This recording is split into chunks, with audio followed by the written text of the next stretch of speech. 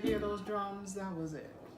Everybody was out there. It's party time on the Ridge, and you got to celebrate it. The marching band was definitely one of the biggest highlights and biggest points of entertainment, and that really brought the community together. And right there at our practices, even people came out. You know, the townhouse community, the high-rise community, the seniors, everyone came out. You know, those are the things that we did in that community. We supported and we loved each other. You know, through good and the bad times. You know, and even even in some of the negative aspects or whatever, that if somewhere from another community came into our community, it was like, hey, y'all need to get up out of here, you know. So I mean, that's pretty much how we were. We're close, very close knit, and we had support of the seniors and everyone there. Especially when we did things positive, you know, people recognized that. Right. And even though Hollander Ridge was a diverse community and a lot of us didn't speak the Korean language, we say, love always has a way of saying, hey, we love you, welcome, come, you know, and that's what we did. And we were just a close-knit community. Hollander Ridge was a public housing complex built in the 1970s and demolished in 2000. On the city's eastern border between Interstate 95 and Pulaski Highway, the 1,000-unit project had been the focus of contention between public officials and residents.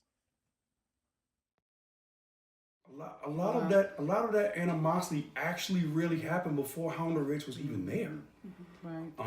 They never wanted it there, because if you look right on Pulaski Highway, basically Baltimore used to put a sign that said Baltimore to let you know when you cross the city line, right? So you had a sign here that said Baltimore, and then maybe about a couple feet here, this is the road going into Hollander Ridge. So we weren't in the city, within the city limits. We were the only part of Baltimore City, I believe, that was only in the 21237 zip code. I can give you one that I experienced as a kid. My brothers and another friend of ours, we were actually riding our bikes in Rosedale.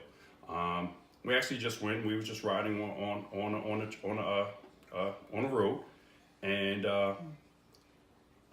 my brother actually suffered an injury due to this incident. We were riding our bikes in Rosedale, and we were going up in the community, and someone told us, "Hey, you know, you guys shouldn't be here. Get away from here." So, you know, we sat there and was like, you know, we're not doing nothing. And the person actually released their dogs out on us. My brother actually had a jacket that was tied onto his front handlebars. So as we're riding through us, our dog is chasing us, and we're coming right down on our bikes.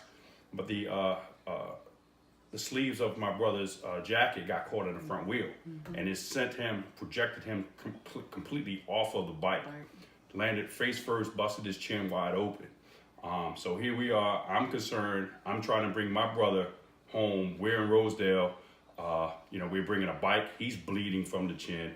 You know, we get into my mom, and my mom has to, you know, rush him over to John Hopkins to go get stitched up. But, you know, again, these are just kids that are there just riding our bikes, not bothering anyone, and, you know, someone sticks their dogs on us. So. I mean, there were stories of people even pulling guns out. You know, I didn't actually see it, but, you know, you couldn't even walk close to that fence. It was supposed to be a kind of protection for us, but yet to keep us in, keep us out of their community. And in a kind of way, when they started coming out with guns, you know, it still didn't stop anybody from going into Rosedale, but it was really just to cage Hollander Ridge residents in. Once that fence went up, the only way to go north was that you actually had to leave out of Hollander Ridge, go on Pulaski Highway, and come up. You couldn't travel by foot. And ironically, the way that fence was built, it made it very difficult for anyone from our side to be able to climb over. The fence was up really high, and the points curve towards Rosedale. So basically, if you went to go climb it, if you were even able to, that when you went over, you still had hooks that will grab you. Opposed to the other way, if the fence came this way, you could grab those hooks and climb up over the hooks and fall over. So it was basically built to prevent us from going over the other side. Here's an ironic thing. I've lived in Hollander Ridge from 76 to 2000. And I can say with absolute certainty right now, I have never met anyone from Rosedale while I lived in Hollander Ridge. I've never met anyone in Rosedale. And I really think the only time they stepped on the property is when the implosion. Oh, they were overpowered, overjoyed. We're all eager and excited to see a great blast.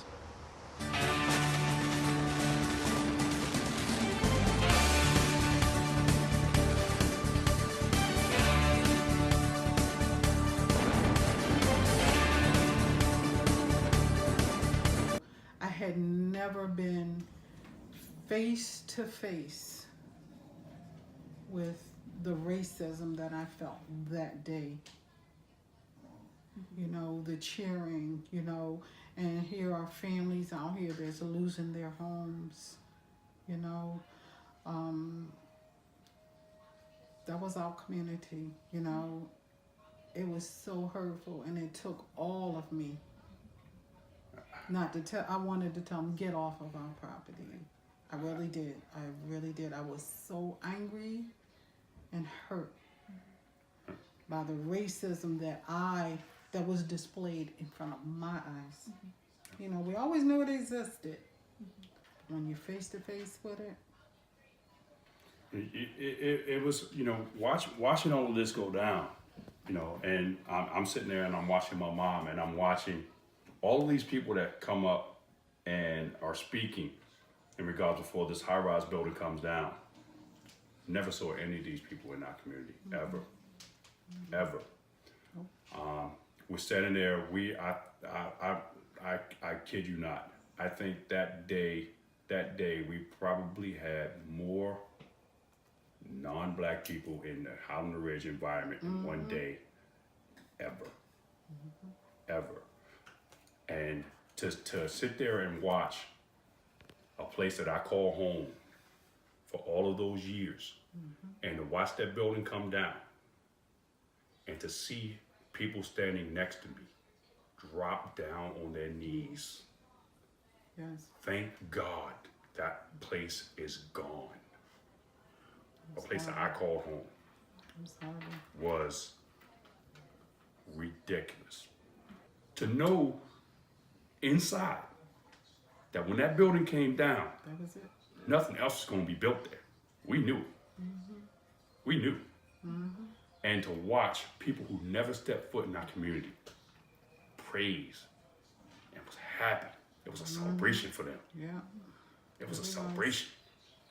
You know, it's like, you know, finally, these thugs, these people are gone. Now they can take their ass on the other side of 95, where they're supposed to be. Right. We were the only thing black on the other side of 95.